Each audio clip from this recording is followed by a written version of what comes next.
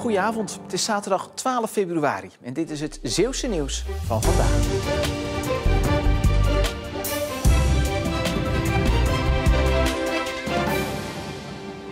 Voor 1 april moet ik toch wat anders hebben, dus ik doe een oproep voor degene die zegt van nou, ik heb wel een mooie ruimte voor je, graag. Ja. Want u staat met een treintje op straat? Ja, en zo mooi, zo toeristisch product is niet fijn als je op straat staat. Vorig jaar besloot de Vlissingse politiek dat de muren en het dak van de machinefabriek gerenoveerd moeten worden. Eerder kregen zij al te horen dat ze het pand moeten verlaten en nu dus ook het zonnetreintje. Teleurgesteld. Ten eerste al de korte periode die ik nu heb om wat nieuws te zoeken. Je moet een loods hebben van minimaal 20 meter lang. En als we eventueel uitbreiden met nog een treintje volgend jaar, moeten er 2 in kunnen. En omdat je niet achteruit kan rijden, moet je aan 2 kanten erin en eruit kunnen rijden. Dus dat geeft ook al een extra opgave om zoiets te vinden. Eigenaar Hans Knuit wil binnenkort weer toeristen rond kunnen rijden. Maar dan moet er wel een nieuwe locatie zijn waar het treintje 's nachts binnen kan staan. Iedere dag moet die opgeladen worden. En dan zit je toch met een acculader die toch gauw 4.500 euro kost. En ja, het risico is dan toch te groot. Zeker wat vernieling en alles betreft, of diefstal. Knuit hoopt daarom snel op goed nieuws, voordat de deuren van de machinefabriek voor zijn treintje gesloten blijven. Zo ging carnaval in Zeeland er voor corona aan toe.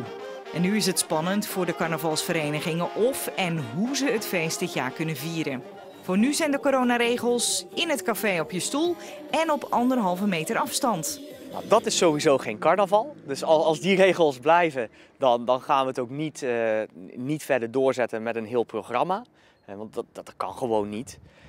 Maar de verwachtingen zijn in ieder geval positief dat dat eraf gaat. Dus wij zien het in ieder geval positief tegemoet dat we het staand gaan organiseren. En met die positieve instelling is carnavalsvereniging De Beterkoppen een van de weinige carnavalsverenigingen in Zeeland die al plannen aan het maken is voor het feest. Ze hopen dat de aankomende persconferentie versoepelingen brengt. Uiteraard moet je even afwachten wat daar gezegd wordt. Maar om in 2 weken iets op poten te zetten wat veilig is voor iedereen, ja, dat is onmogelijk. Dus je moet gewoon vooraf goed bespreken wat ga je doen met elkaar, hoe ga je dat doen. En met de zaken die nu zijn uitgelekt, hoe kan je dat het beste vormgeven. En die vormgeving staat al aardig op poten. Ik wil het zoveel mogelijk hier in het stadscentrum laten plaatsvinden. Voor de cafés, in de cafés zover dat mag. Als mensen dan wat afstand willen houden, kan dat. Dan kunnen we het gewoon veilig met elkaar doen.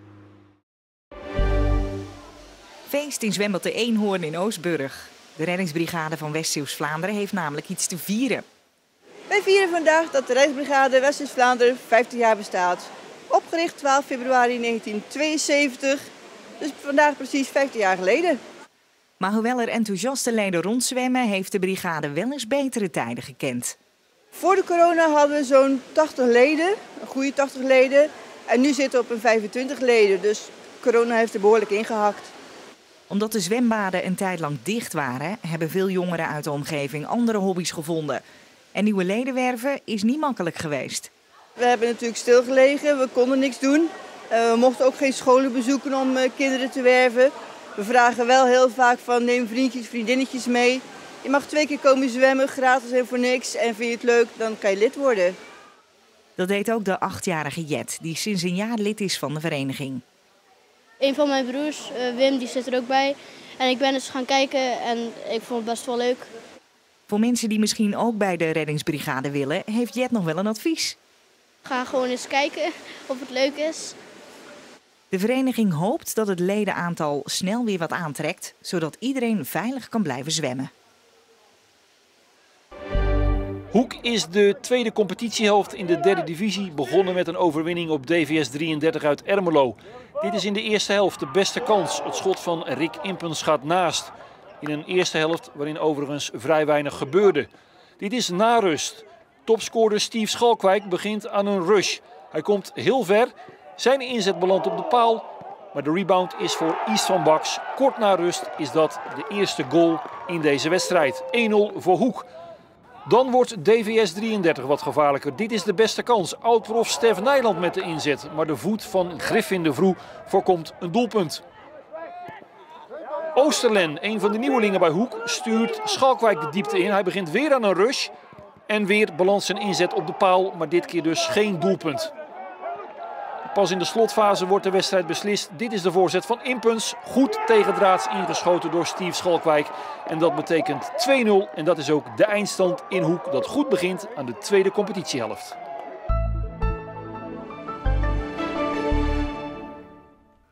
Eindelijk was het weer eens koud in de vroege uren, al kwam de temperatuur niet overal onder nul. Maar op de meeste plaatsen was er vorst aan de grond en dus was er rijpvorming. Dit is in de buurt van Zaamslag. En op het kunstgras slaat de nachtvorst en de gladheid soms ook toe, maar met de zon was het snel verdwenen. Het was een mooie zonnige weekenddag met veel zon en wat hoge bewolking.